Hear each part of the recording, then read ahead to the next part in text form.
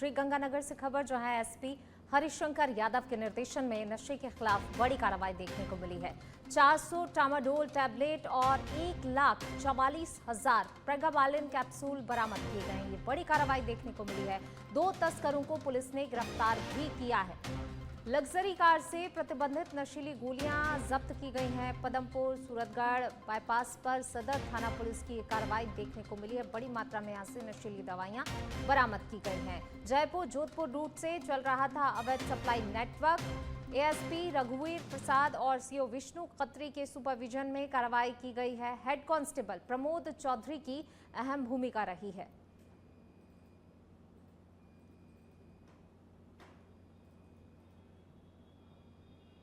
पाली जिले के सांडेराव क्षेत्र में रफ्तार का कहर देखने को मिला है, जहां दुजाना गांव के नेशनल हाईवे बाईपास पर एक अज्ञात निजी बस ने भेड़ों के रेवड़ को बेरहमी से कुचल दिया। इस भीषण हादसे में 15 भेड़ बकरियों की मौके पर ही दर्दनाक मौत हो गई, जबकि 30 से अधिक पशु गंभीर रूप से घायल हो गए। वहीं जानकारी के अनुसार पशुपालक शाम के समय अपने रेवड़ को लेकर घर लौट रहे थे कि तभी मामाजी मंदिर के पास ये हादसा हो गया। घटना से आक्रोशित निवासी समाज के लोगों ने मौके पर एकत्रित होकर जोरदार विरोध प्रदर्शन किया और दोषी बस चालक की गिरफ्तारी सहित उचित मुआवजे की मांग उठाई। सूचना मिलते ही पुलिस प्रशासन ने मौके पर पहुंचकर स्थिति को संभाला और फरार बस की तलाश शुरू कर दी।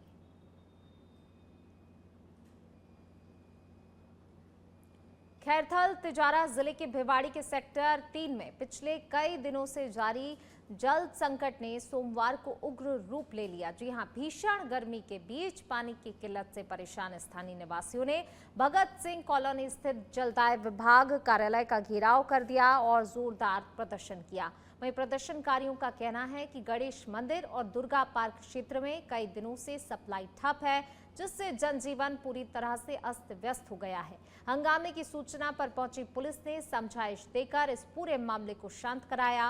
विभागीय अधिकारियों ने बिजली बाधा को सप्लाई प्रभावित होने का मुख्य कारण बताया और आश्वासन दिया कि अब क्षेत्र में नियमित रूप से सुबह और शाम 7 से 9 बजे तक पानी उपलब्ध कराया जाएगा। ग्रामीणों ने चेतावनी दी है कि यदि जल्द ही सुधार नहीं हुआ तो आंदोलन और बड़ा किया जाएगा।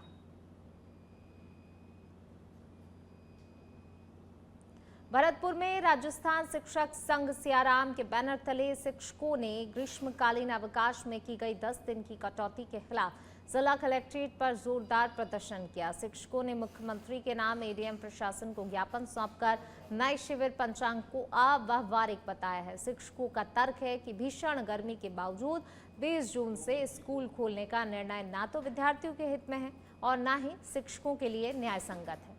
शिक्षक संघ ने साफ किया है कि पूर्व की परंपरा के अनुसार ही अवकाश यथावत रखे जाएं। प्रदर्शनकारियों ने सरकार को चेतावनी देते हुए कहा कि यदि यह कटौती वापस नहीं ली गई तो आने वाली 18 मई को शिक्षा मंत्री के निर्वाचन क्षेत्र रामगंज मंडी में विशाल रैली निकाली जाएगी और विरोध दर्ज किया जाएगा। ग्रीष्मकालीन अवकाश में कटौती को लेकर प्रदेश के शिक्षक आंदोलन की राह पर हैं। भरतपुर में आज जिला कलेक्ट्रेट पर शिक्षक संघ द्वारा विरोध प्रदर्शन किया गया। शिक्षकों का कहना है कि 10 दिन की कटौती को रोका जाए, अन्यथा शिक्षक उग्र आंदोलन करेंगे। साथ ही 18 मई को विशाल रैली का भी आयोजन किया जाएगा। भरतपुर से सच बेधड़क के लिए सौरभ सोनी। खैरथल तिजारा के ग्राम माचा में सोमवार को प्रशासनिक कसावट देखने को मिली, जहां उपखंड अधिकारी मनीष कुमार जाटव ने स्कूल और अस्पताल का औचक निरीक्षण किया। राज्य के उच्च माध्यमिक विद्यालय में एसडीएम ने पोषाहार की गुणवत्ता और स्मार्ट क्लास के जरिए हो रही पढ़ाई की गहन जांच की।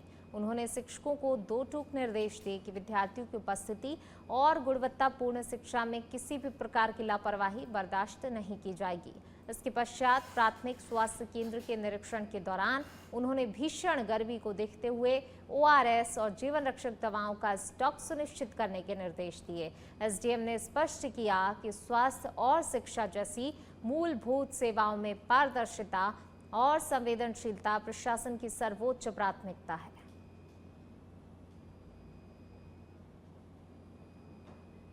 अजमेर के केकड़ी थाना क्षेत्र से एक हृदय विदारक घटना सामने आई है, जहां चौसला कॉलोनी में सोमवार को एक 11 वर्षीय बालक की फार्म पॉन्ड में डूबने से मौत हो गई। प्राप्त जानकारी के अनुसार कुणाल सिंह बैरबा अपने दादा और भाइयों के साथ केकड़ी रोड स्थित एक खेत में भेड़ों को नहलाने गया हुआ था। इसी दौरान अचानक पैर फिसलने से कुणाल गहरे पानी में जा गिरा और नीचे जमी दलदल में फंस गया।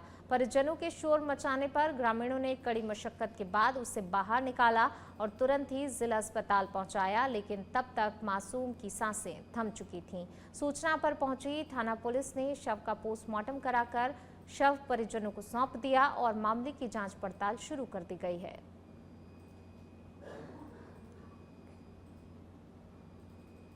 बढ़ेंगे आगे, बात अगली खबर की। डूंगरपुर में राष्ट्रीय राजमार्ग संख्या 48 पर सड़क हादसों को रोकने और यातायात व्यवस्था को बेहतर बनाने के लिए बिछवाड़ा थाना पुलिस ने बड़ा अभियान चलाया है। थानाधिकारी कैलाश सोनी के नेतृत्व में पुलिस टीम ने मोतली मोड़ से लेकर गुजरात बॉर्डर तक ट्रक और अन्य वाहन चालकों को लेन सिस्टम की अहमियत समझाई। पुलिस ने ड्राइवरों को जागरूक करते हुए उनकी तय लेन में ही वाहन चलाने के लिए प्रेरित किया।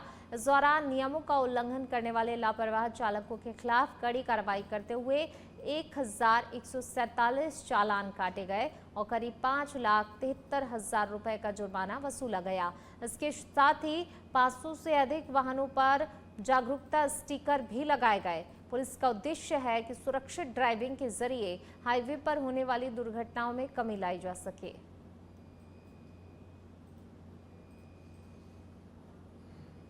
प्रतापगढ़ के धमोतर दरवाजा क्षेत्र में सोमवार शाम एक दर्दनाक हादसा हो गया, जहां पर एक रुई मशीन में शॉर्ट सर्किट होने से अचानक आग भड़क उठी। इस हादसे की चपेट में आने से देवर भाभी गंभीर रूप से झुलस गए।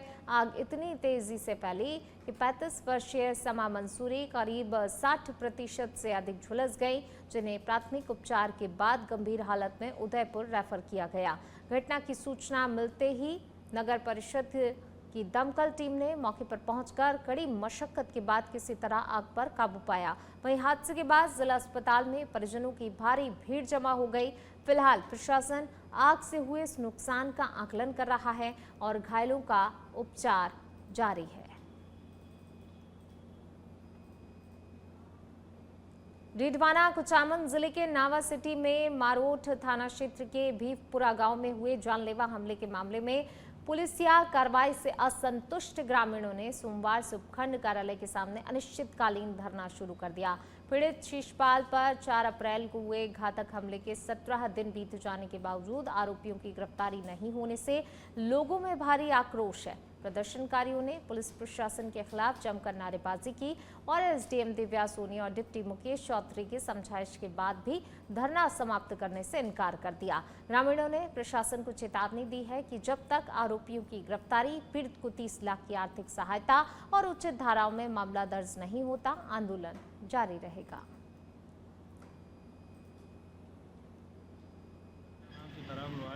मेरे बड़े भाई शिशपाल लोहार और उनके साथी रामकुमार के साथ 4 तारीख को मारपीट हुई। उसके बाद में 17 दिन बीत जाने के बाद में आज दिन तक कोई कार्रवाई नहीं हुई। ना तो पुलिस थाना कोई कार्रवाई कर रहा है, ना कोई और प्रशासन कोई कार्रवाई कर रहा है। उसके विरुद्ध में आज हमने एसडीएम कार्यालय नावा के बाहर धरना लगाया है। पूरे गांव वालों ने, पूरे गांव में आक्रोश है और यह अनिश्चितकालीन धरना है। जब तक उनकी गिरफ्तारी नहीं होगी, हमारी मांगे नहीं मानी जाएगी, तब तक धरना बिल्कुल निरंतर चालू। चलिए बढ़ेंगे आगे। डीडवाना कुचामन जिले के मकराना में नेता प्रतिपक्ष टीकाराम जूली सोमवार शाम को दौरे पर रहे।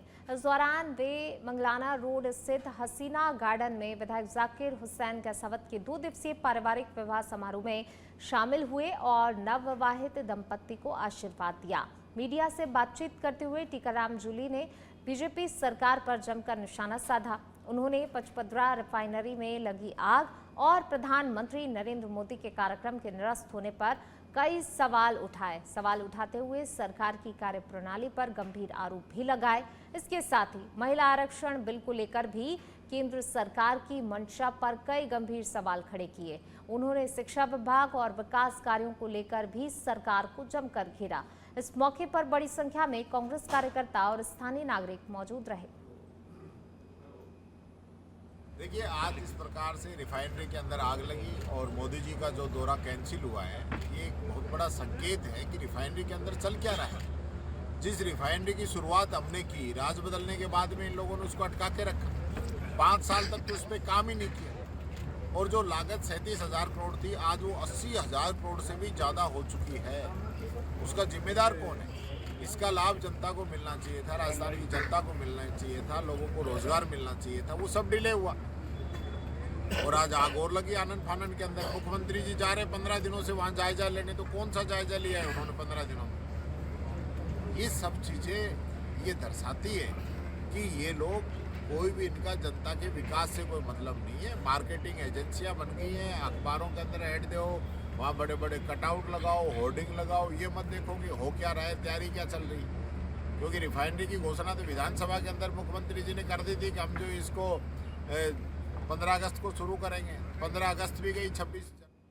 चलिए बढ़ते आगे। बात चित्तौड़गढ़ की, जहां जिले के बेंगू में नव पद स्थापित जिला कलेक्टर डॉक्टर मंजू ने सोमवार को उपखंड कार्यालय और उप जिला चिकित्सालय का निरीक्षण किया। इस दौरान उन्होंने पंचायत समिति सभागार में ब्लॉक स्तरीय अधिकारियों की बैठक लेकर पेयजल व्यवस्था सहित विभिन्न विभागीय कार्यों की समीक्षा की और आमजन की समस्याओं के समयबद्ध समाधान के निर्देश दिए। अस्पताल निरीक्षण के दौरान कलेक्टर ने मरीजों से बातचीत कर व्यवस्थाओं का जायजा लिया, तो वहीं अन्नपूर्णा रसोई में मेन्यू चार्ट गायब और भोजन की गुणवत्ता खराब मिलने पर नाराजगी जताई और 7 दिन में सुधार के निर्देश दिए। सुधार नहीं होने पर संबंधित को ब्लैक लिस्ट करने की चेतावनी दी। इसके बाद उन्होंने ब्राह्मणी रिवर फ्रंट कार्य का भी निरीक्षण कर गुणवत्ता सुनिश्चित करने के निर्देश दिए। चित्तौड़गढ़ जिले के बेंगू उपखंड क्षेत्र में सोमवार को लोकसभा अध्यक्ष ओम बिरला जोगणिया माता धाम पहुंचे, जहां पर उन्होंने विधि विधान के साथ पूजा अर्चना की और देश की सुख समृद्धि खुशहाली की कामना की। इसके बाद वे रावड़ा राजपूत समाज द्वारा आयोजित सामूहिक विवाह सम्मेलन में मुख्य अतिथि के रूप में शामिल हुए। इस दौरान उन्होंने नवविवाहित जोड़ों को आशीर्वाद देते हुए उनके उज्जवल भविष्य की कामना की और समाज में एकता, संस्कार और परंपराओं को बनाए रखने का संदेश भी दिया। कार्यक्रम में बेंगू विधायक डॉक्टर सुरेश धाकड़ ने भी अपने विचार साझा किए और सामाजिक समरसता पर जोर दिया। इस मौके पर जिला collector doctor Manju, SP Manish Tripathi सहित कई प्रशासनिक अधिकारी और जनप्रतिनिधि मौजूद रहे।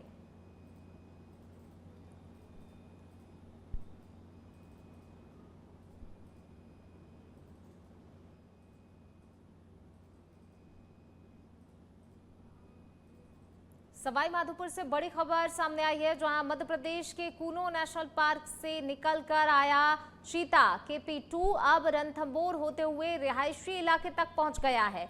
चीते को श्याम वाटिका क्षेत्र के पास एक खेत में देखा गया, जिससे स्थानीय लोगों में दहशत का माहौल बन गया। इससे पहले खंडार वन क्षेत्र में भी उसकी मूवमेंट देखी गई थी, जहां उसने एक बकरी का शिकार किया था। सूचना मिलते ही रणथंभौर वन विभाग की टीम DFO मानस सिंह के नेतृत्व में लगातार निगरानी कर रही है। साथ ही कूनो नेशनल पार्क से अधिकारियों को भी सूचित किया गया है। फिलहाल चीते को ट्रैंकुलाइज कर सुरक्षित वापस कूनो शिफ्ट करने की तैयारी की जा रही है। और इसका 15 तारीख से ही रणथंभौर नेशनल पार्क में मूवमेंट है। तो अपने जैसे 15 तारीख का आया हुआ है, फलोदी वन क्षेत्र में आया था और आज 8 नंबर जोन में था इसका मूवमेंट जी। तो अभी शाम को ये वहाँ से 8 नंबर में से निकल के और सीधा हाउसिंग बोर्ड वाली कॉलोनी है, इसमें निकलता आबादी क्षेत्र में अभी मूवमेंट है। और आगे का जो भी होगा उच्च अधिकारियों को बता दिया है, जैसे निर्देश मिलेंगे आपको बता देंगे। अभी शाम के 6 साढ़े 6 बजे करीबन चीता यहाँ घूम रहा था, उसमें माल्टा कोतवाली थाने की गाड़ी वगैरह भी आई है और रणथंभौर जंगल के जो कर्मचारी है वो भी आए थे। 5-6 गाड़ी आई थी। और उधर शिवपुरी जिले के बिछौर विधायक प्रीतम सिंह लोधी ने करेरा एक्सीडेंट मामले को लेकर विवाद के बीच प्रेस कॉन्फ्रेंस कर पुलिस प्रशासन पर गंभीर आरोप लगाए हैं। विधायक ने कहा कि उन्होंने और उनके बेटे दिनेश लोधी ने जांच में पूरा सहयोग किया, लेकिन इसके बावजूद STOP द्वारा उनके बेटे को राजनीति छोड़ने और क्षेत्र में न दिखने की धमकी दी गई। इस पर कड़ा आक्रोश जताते हुए उन्होंने पुलिस को 15 दिन का अल्टीमेटम दिया है। उन्होंने चेतावनी दी है कि यदि तय समय में प्रशासन ने सच्चाई स्वीकार नहीं की तो वे हजारों कार्यकर्ताओं के साथ विरोध प्रदर्शन करेंगे। इस बयान के बाद इलाके में सियासी हलचल तेज हो गई है और मामले पर सबकी नजरें टिकी हुई हैं। 16 तारीख को दिनेश लोधी से थोड़ा एक्सीडेंट हो गया था। ये बात सही है, हल्का सा एक्सीडेंट हुआ था। उसकी भी हमने टीआई से कहा भाई इसमें कंप्लेंट करो आप। मुझे पता था कि छोटी बात का बहुत बड़ा बमंडर बनेगा। मैंने आप तो कंप्लेंट करिए, उसको बंद करिए। टीआई साहब ने थोड़ा सा अनसुनी कर दी, तो उसके बाद में मैंने फिर एसपी साहब से कहा। एसपी साहब से कहा मैंने इसकी कंप्लेंट करवाई है, इसको बंद करिए, इस पर मुकदमा कायम करिए।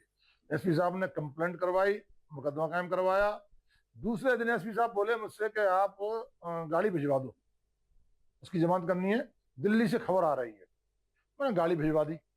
तीसरे दिन गाड़ी की जमानत हो गई।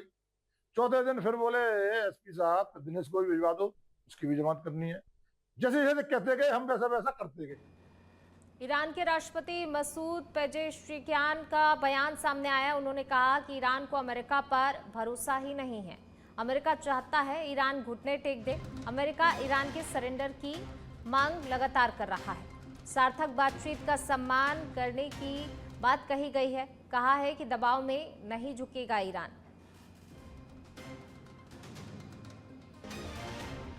देखिए ये बयान सामने आया और लगातार देखिए बार पलटवार एक दूसरे पर देखा भी जा रहा है। बातचीत भी हुई थी, पहले दौर की बातचीत हुई, दूसरे दौर की बातचीत हुई, लेकिन कोई फिलहाल हल निकलता हुआ ऐसा नजर नहीं आ रहा है। जिस तरीके की बयानबाजी लगातार जो है सामने आ रही है। सार्थक बातचीत का सम्मान करने की बात कही गई है। दबाव में ईरान नहीं झुकेगा, ये साफ तौर पर स्पष्ट। और हालांकि देखिए ये तस्वीर पहले भी स्पष्ट हुई थी। ईरान के राष्ट्रपति की तरफ से ये बयान सामने आया है। बढ़ेंगे आगे बात अगली खबर की। महाराष्ट्र से खबर है जहां राज्य में बड़ा प्रशासनिक फेरबदल देखने को मिला है। 9 आईपीएस अधिकारियों के तबादले किए गए हैं। ये बड़ा प्रशासनिक फेरबदल है महाराष्ट्र में। सतारा एसपी तुषार दोषी समेत कई अधिकारियों का ट्रांसफर किया गया है। तुषार दोषी को सांगली के लिए पोस्ट किया गया है, जहां पर सतारा के नए एसपी होंगे आईपीएस निखिल पिंगले। 9 आईपीएस अधिकारियों के तबादले किए गए हैं। बड़ा प्रशासनिक फेरबदल महाराष्ट्र में।